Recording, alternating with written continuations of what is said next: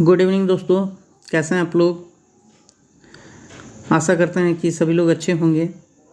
और आज का जो चैप्टर है वो मुद्रा प्रणाली है। तो जो पहला क्वेश्चन है यह है, भारतीय मौद्रिक व्यवस्था की इकाई रुपया है। ठीक है। इसके बाद है, आरबीआई के मौद्रिक नीति का नाम नीतिगत दस्तावेज है। आरबीआई के मौद्रिक नीति का नाम नीतिगत दस्तावेज है। इसके बाद है, रुपया नाम का सिक्का पहली बार शेरशाह सूरी ने लगभग 1542 ईस्वी में जारी किया था। कब जारी किया था? तो 1542 ईस्वी में जारी किया था। ये याद रखने का बात है कि रुपया नाम का सिक्का पहली बार जो रखा गया था वो शेरशाह सूरी के समय में रखा गया था। और ये कब? लगभग 1542 ईस्वी में जारी किया गया था। भारत में सर्वप्रथम पत्र मुद्रा का चलन 1806 में तथा कागजी मुद्रा, जिसको करेंसी कहा जाता है, इसका प्रचलन 1862 में हुआ था। इसके बाद है कि भारत में दशमलव प्रणाली, भारत में दशमलव जो है मुद्रा प्रणाली 1 अप्रैल 1957 से प्रारंभ हुई थी। इसके बाद मुद्रा का अवमूल्यन, मुद्रा का जो अवमूल्यन है ये 3 बार अभी तक हुआ है। एक 1949 में हुआ था, दूसरा 1966 में हुआ था और तीसरा 1991 में हुआ था। इसके बाद है, भारत में सिक्कों की टकसाल मुंबई में हुआ था और ये 1830 में हुआ था। भारत में सिक्का कहाँ बनता है? तो ये टकसाल में बनता है। मुंबई में, हैदराबाद में है 1903 ईस्वी में, कोलकाता में है ये 1950 में हुआ था और नोएडा में 1989 में हुआ है। ठीक है। इसके बाद 10, 50, 100, 500, अभी तो 1000 हट गया है, तो 2000 हो गया है। मूल्य के नोट, करेंसी नोट प्रेस, ये नासिक महाराष्ट्र में छपती है। इसके बाद देवास, देवास कहाँ है? तो देवास जो है ये मध्य प्रदेश में स्थित है।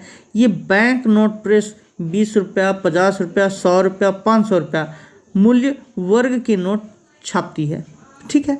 बैंक और करेंसी नोट, कागज तथा नॉन जुडिशियल स्टाम्प पेपर की छपाई में प्रयोग होने वाले कागज का उत्पादन सिक्योरिटी पेपर मिल होशंगाबाद मध्य प्रदेश में होता है। जो आप लोग स्टाम्प पेपर जानते हैं कि वो 10 रुपया हो, चाहे 20 रुपया हो, 50 रुपया हो, 100 रुपया हो, 500 रुपया हो, ये सब चीज़, इसका जो मतलब छपाई होता है ये होशंगाबाद में होता है, जो कि मध्य प्रदेश में है। इसका जो है ये सिक्योरिटी पेपर मिल उसका नाम है। ठीक है। उसके बाद है नेक्स्ट क्वेश्चन कि 1 रुपये के नोट और उससे कम राशि के करेंसी सिक्के वित्त मंत्रालय द्वारा, जबकि 1 रुपये से अधिक राशि के नोट और सिक्के भारतीय रिजर्व बैंक द्वारा जारी किए जाते हैं। ठीक है। उसके बाद 1 रुपये के नोट पर वित्त सचिव और 1 रुपये से अधिक सभी नोटों पर भारतीय रिजर्व बैंक के गवर्नर का हस्ताक्षर होता है। यानी कि 1 रुपये के जो नोट है उसमें सिर्फ और सिर्फ वित्त सचिव का साइन होता है और बाकी के जो उससे ऊपर के जितने भी नोट हैं उसमें गवर्नर के साइन होते हैं। ठीक है। वर्तमान में नोट निर्गमन की न्यूनतम कोष प्रणाली लागू है, जिसे अक्टूबर 1956 में अपनाया गया था। याद रखिएगा, ये 1956 में अपनाया गया था।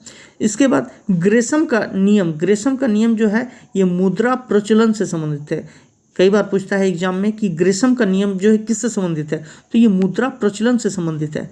इसके बाद प्लास्टिक मनी का नाम आप लोगों ने कई बार सुना होगा। ये क्रेडिट कार्ड कहलाता है। ठीक है।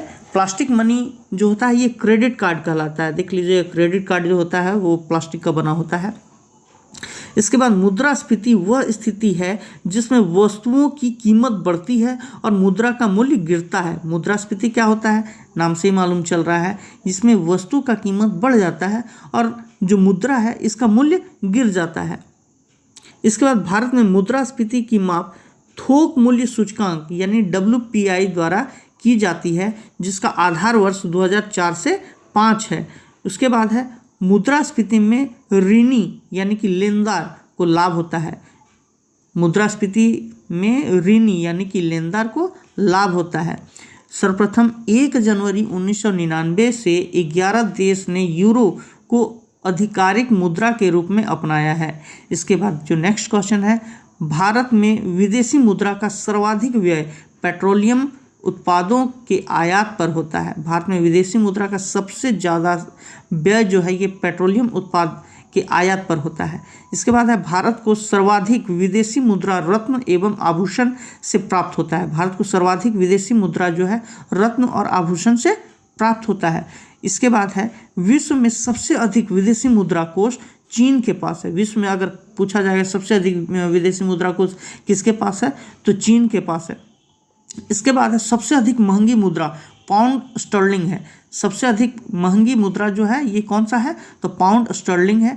इसके बाद भारत ने वर्ष 1947 में अंतर्राष्ट्रीय मुद्रा कोष IMF जिसको कहते हैं, इंटरनेशनल मॉनेटरी फंड जिसको कहते हैं, की सदस्यता प्राप्त की थी। कब प्राप्त की थी, तो 1947 में प्राप्त की थी।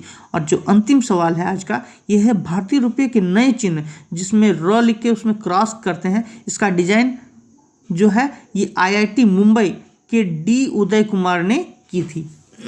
ठीक है, तो दोस्तों आज का क्वेश्चन आप लोग को कैसा लगा, आप लोग रिवीजन करिए। इसके बाद जो है मैं आप लोग के बीच में क्विज लाऊंगा, ठीक है, जिसमें बहुत सारे क्वेश्चन जो है वो पूछे जाएंगे और उस क्वेश्चन का जवाब आप सभी लोग मिल कर देंगे, तो अधिक से अधिक जो है क्वेश्चन अपने दिमाग में सेट होगा और जिससे बहुत सहूलियत होगी दोस्तों। तो आज के लिए बस इतना ही। नमस्कार।